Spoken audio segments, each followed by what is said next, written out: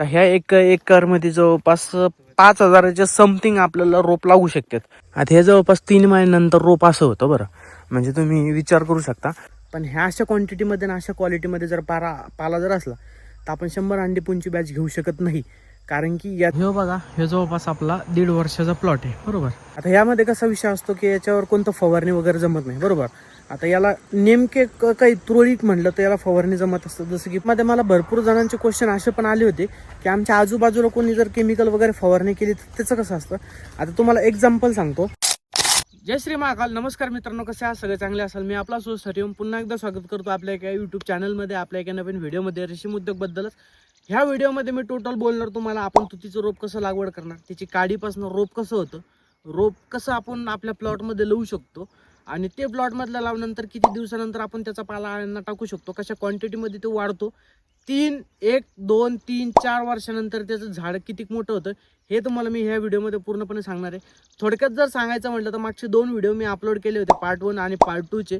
हे जर तुम्ही व्हिडिओ नसेल बघितले तर ते व्हिडिओ बघून घ्या, कारण की त्यामध्ये मी पूर्णपणे सांगितलं होतं आपली बॅचची ह्या वेळेस 100 अंडीपुंज होते. तर त्यामध्ये जवळपास कमी कोस का निघला होता, जवळपास 15 किलो का निघला, याचं मी पूर्णपणे त्या व्हिडिओ 2 पार्टमध्ये सांगितलं आहे. म्हणजे ह्याही तुम्हाला गोष्टी क्लिअर होईल पूर्णपणे, त्या गोष्टी समजेल तुम्हाला. कारण की तुम्ही एक नवीन उतरायचा प्रयत्न करताय जर करत असाल तर त्या गोष्टी समजेल तुम्हाला. मागच्या डिसेंबर महिन्यात काय झालं होतं हे मी तुम्हाला त्या 2 व्हिडिओमध्ये सांगितलेलं आहे. ह्या व्हिडिओमध्ये मी तुम्हाला सांगणार तुतीच्या प्लॉटमध्ये आपलं पूर्णपणे जे की रोप कसं असतं, आपण त्याला कसं लावू शकतो, आणि जर हवं तर माझ्याकडनं जर पॉसिबल झालं तर मी तुम्हाला रोप अवेलेबल पण करून देऊ शकतो, त्याची मी प्रोसेस करू शकतो. समजा आता मी तुम्हाला थोडक्यात आपल्या हे तुतीच्या प्लॉटमधलं रोप दाखवतो कसं आहे. तर आता हे प्लॉट जवळपास आपण 1 एकर धरला बरोबर. 1 एकर जरी आपण पकडला ना तर ह्या 1 एकरमध्ये जवळपास 5,000च्या समथिंग आपल्याला रोप लागू शकतात. 5,000च्या वर पण होईल आणि 5,000च्या खाली पण होईल. आता हे जर तुम्ही बघितलं ना, हे आपण आता सध्या रोप लावलेलं आहे इथं. आता हे जे रोप आहे ना, याची आपण सिंगल काडी लावली होती आधी बरं. आता ही जी काडी ना, ही काडी लावल्यानंतर याचं ह्या टाईपचं रोप बनवायला याला जवळपास 2.5 ते 3 महिने लागले. कारण की हे रोप छोटं आहे बरं. म्हणजे याला जवळपास 2.5 ते 3 महिने. रोप याच्याहून थोडं मोठं असतं जरी सांगायचं म्हटलं तर, ते तशा टाईपचं रोप असतं. म्हणजे याला जवळपास 3 महिने लागत असतं. आता याचं जर म्हटलं ना त्याला जवळपास 2.5 ते 3 महिने जरी पकडले तर हे आपण असं रोप होऊ शकतं. आणि हे रोप आपण अशा प्लॉटमध्ये जवळपास सगळीकडे लावलेलं आहे. आता ह्यामध्ये आपण जवळपास 1.5 फुटाचं, 2 फुटाचं, 2.5 फुटाचं अंतर ह्यामध्ये पण ठेवू शकतो. आणि ह्यामध्ये जवळपास जरी म्हटलं तर एक 6-7 फुटाचं सरासरी आपण अंतर ठेवू शकतो. अशा आपण पूर्णपणे लागवड केली. आता ह्यामध्ये जर काही असे झाडं जर तुम्ही बघितले ना, ते झाडं असेच जळलेले पण आहे. आता जळलेल्याचा विषय असा असतो की हे जे आपण ग्रीन, आता जे त्यामध्ये कसं, हे जे तुम्ही बघितलं ना वाळलेलं वगैरे, तर हे जे रोप आहे ना, आता ह्या रोपचं काय होतं, सगळ्यात आधी हे लावल्या जे पानं आहे ना हे पूर्णपणे जळून जातात. आणि जळून गेल्यानंतर हे सगळे गळतात. आणि गळल्यानंतर पुन्हा फांद्या म्हणजे पानं फुटतात. आणि ते नवीन जवळपास 3 महिन्यानंतर असं उगतं की त्याचा आपण पाला म्हणजे सगळ्या आळ्यांना टाकू शकतो. आता ह्यामध्ये जर आणखी एक विषय म्हणला ना तर आपण इथं जर बघितलं ना तुम्ही, तर आपण असे शेंडे पण इथं कट केले. शेंडे कट केल्यानंतर त्याला आणखी नवीन फाटे फुटतात. अशा टाईपमध्ये समोरचे वरचे शेंडे पण कट केले. त्यामध्ये कसं होतं, खालून नवीन फांदे फुटते. आणि याला पण जर समोर म्हटलं तर याला पण समोर फांदे फुटतात. आणि अशा प्लॉटमध्ये जवळपास आपण समथिंग तुम्ही पकडून चला 5 किंवा 5,500 झाडांची लागवड होती 1 एकरमध्ये. हे सगळे सध्या वाळलेले जातात. ह्याला नवीन पानं फुटणार. प्रत्येक झाड लावल्यानंतर ते पानं त्याचे जे हे वाळूनच नंतर त्याचे नवीन फूट होतात. आता हे झालं तुम्हाला. आता याचा जवळपास 3 महिन्यानंतर हेच रोप कसं होणार हे तुम्हाला दाखवतो. आता हे जवळपास 3 महिन्यानंतर रोप असं होतं बरं. म्हणजे तुम्ही विचार करू शकता. आता याचा विषय कसा असतो, हे असं रोप झालं ना तर याचं आपण बॅच घेऊ शकतो अशा पाल्यावरती, अशा रोपवरती. आणि अशा क्वांटिटीमध्ये त्याचं पान वगैरे तुम्ही वाढलं ना तर एवढ्या 1 एकरमध्ये आपण बॅच घेऊ शकतो. आता विषय कसा असतो ह्यामध्ये, 1 एकरमध्ये जवळपास जरी म्हटलं तर आपण 100 अंडीपुंची बॅच म्हणत असतो. पण ह्या अशा क्वांटिटीमध्ये आणि अशा क्वालिटीमध्ये जर पाला जर असला तर आपण 100 अंडीपुंची बॅच घेऊ शकत नाही. कारण की यातला आणखी फाटे फुटल्यानंतर तेव्हा आपण बॅच घेऊ शकतो. हे जो पाला आहे ना, याची कटिंग वगैरे झाली नसते. याला एका झाडाला 1-1, 2-2 फांदे फुटलेले असते. त्यामुळे यामध्ये आपण कमी बॅच घेऊ शकतो. जरी समजा सुरुवातीला एक 60-70ची जरी बॅच घेतली तरी हरकत नाही. जेव्हा त्याची कटिंग होईल त्याला तेव्हा 1 चे 2 फांदे फुटणार, तेव्हा आपण त्यामध्ये 100ची बॅच घेऊ शकतो. आपल्याकडे 1 एकर जरी लागवड असेल तर तुम्ही वर्षाचं कॅल्क्युलेशन बघू शकता किती होतं. जर हार्डली ॲड म्हणलं तर 4 बॅचेस आपल्या वर्षाला होऊ शकतात पर एकरला. आपण त्याच जागी जर 2 एकर तुतीचं बाल लावलं तर आपण 3 महिन्यामध्ये 2 बॅचेस घेऊ शकतो, 1 महिना गॅप देऊ शकतो. कारण की आता जर समजा हा जर पाला आपण कट केला आता समजा इथनं पाला आपण कट करणार, इथनं पाला कट केल्यानंतर आता पाला इथून कट केल्यानंतर समजा आता इथनं आपण याला कट केलं, याला कट केल्यानंतर ना याचे परत 1चे 2 फांदे फुटणार. आणि जेव्हा याला 1चे 2 फांदे फुटणार ना तेव्हाच आपण ते समजा समोर मोठी बॅच घेऊ शकतो.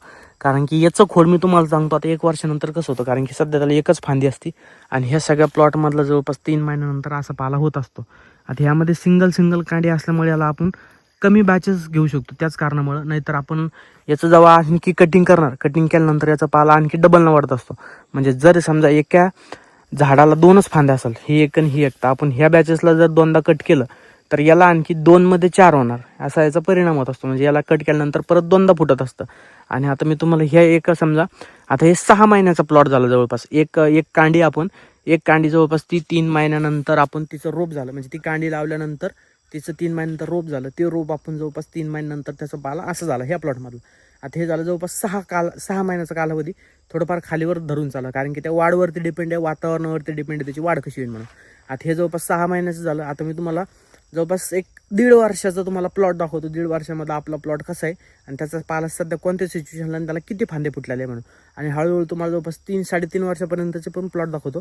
पण आता याच्यानंतर जवळपास तुम्हाला दाखवतो 1.5 वर्षाच्या प्लॉटमधलं तुम्हाला दाखवतो. आता कसं आहे, पेशन्स ठेवणं गरजेचं आहे. आता मी दिवसभर गव्हाला पाणी भरलेलं आहे, तर तिच्याच प्लॉटला आपला गहू पण आहे आणि इकडं पाणी भरून आता तुम्हाला सांगतो की ह्या प्लॉटमधलं नेमकं आपली सिच्युएशन कशी 1.5 वर्षाच्या. हे बघा, हे जवळपास आपला 1.5 वर्षाचा प्लॉट आहे, बरोबर. 1.5 वर्षाचा प्लॉटमधला असं सध्या त्याचा जो पाला आहे असा होऊ शकतो. आणि त्याचं जे बेट आहे ना त्याला जवळपास 8 ते 10 ना फांद्या फुटू शकतात, बरं. म्हणजे काहीला कमी पण होतं, पण असं सरासरी जरी म्हटलं तर 8 किंवा 10 फांद्या प्रत्येकाला झाडाला आपल्या फुटू शकतात. आणि हे जवळपास 1 एकरचा थोडा कमी प्लॉट आहे आपला, 1.5 वर्षाचा, बरोबर. त्याचा पाला पण तुम्ही बघू शकता, बॅचचं उरलेलं आहे. पाला सध्या कोणत्या सिच्युएशनला कसा उगलेला आहे म्हणून, किती मोठा आहे, म्हणजे यामध्ये फरक असतो. आता तुम्हाला जवळपास 2.5 वर्षाचा पण प्लॉट दाखवतो. 2.5 वर्षाचा सध्या प्लॉट कोणत्या सिच्युएशनला, कारण की आपण प्रत्येक वेळेसच एक नवीन एक्सपिरियन्समध्ये पण त्याला सुरुवात केलेली आहे. आता प्रत्येक वेळेस आपण नवीन एक्सपिरियन्स म्हटलं ना तर त्यामध्ये विषय असा होतो की प्रत्येक थाटीमधलं अंतर, समजा आता याच्यातलं अंतर असेल, झाडातलं अंतर असेल, ह्यामध्ये पण लय मोठा फरक पडतो. म्हणजे आपण जवळपास 6-7 फुटाचं अंतर ठेवलं आहे. ह्यामध्ये तुम्ही बघू शकता किती मोठं अंतर आहे. इथं एक झाड आहे आणि इथं एक झाड आहे, जवळपास 7 फुटाचं अंतर आहे. आणि हे जवळपास 2.5 वर्षाच्या वरचा प्लॉट आहे. आता ह्यामध्ये तुम्ही बघू शकता किती मोठ्या फांद्या झालेल्या आहेत, म्हणजे याला, बरोबर आहे की. म्हणजे 10-15च्या वर जवळपास याला फांद्या आहेत. आणि सध्या आपण अशा प्रकारे कट केलेलं आहे. आता ह्या बॅसला आपण टाकलं, म्हणजे जवळपास 15च्या वरती प्रत्येकाला हे आहेत फांद्या फुटलेल्या आहे. आणि ह्यानं नवीन अशा प्रकारे याला फांद्या फुटत असतात. आणि नवीन हे जवळपास 3 महिन्यानंतर हे पाला असा वाढणार, म्हणजे जवळपास हे पाला आपण असा वाढणार की याचा पाला आपण आळ्यांना टाकू शकतो, बरोबर.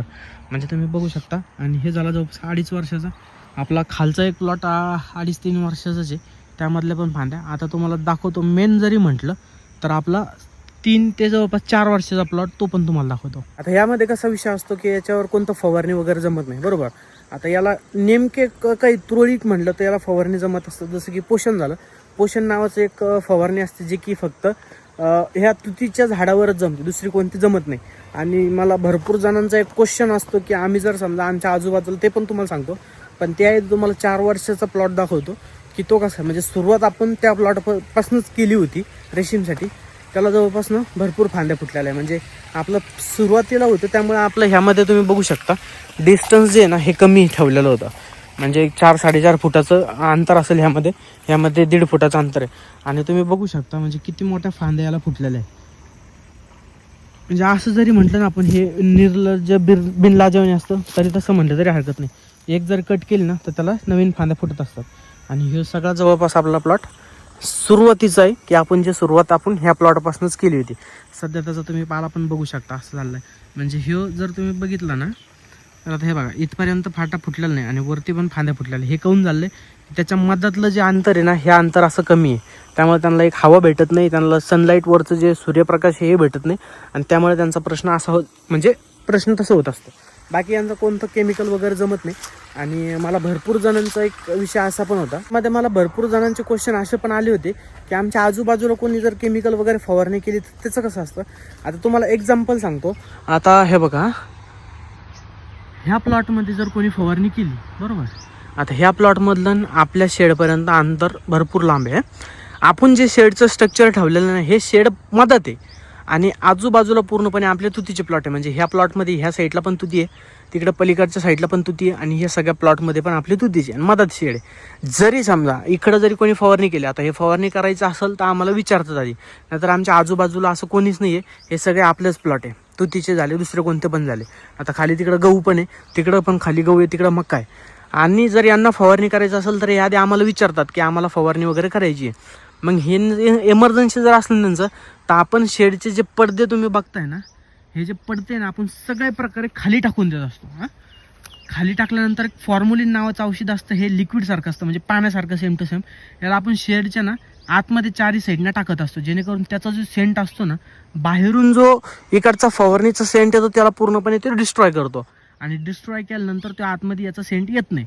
आणि जर समजा बाय चान्स जर इकडचा सेंट जर तिकडं आला तर आळ्यांना पॉयझनिंग होऊ शकते आणि आळ्यांची मर पण होऊ शकते सगळ्या प्रकारे.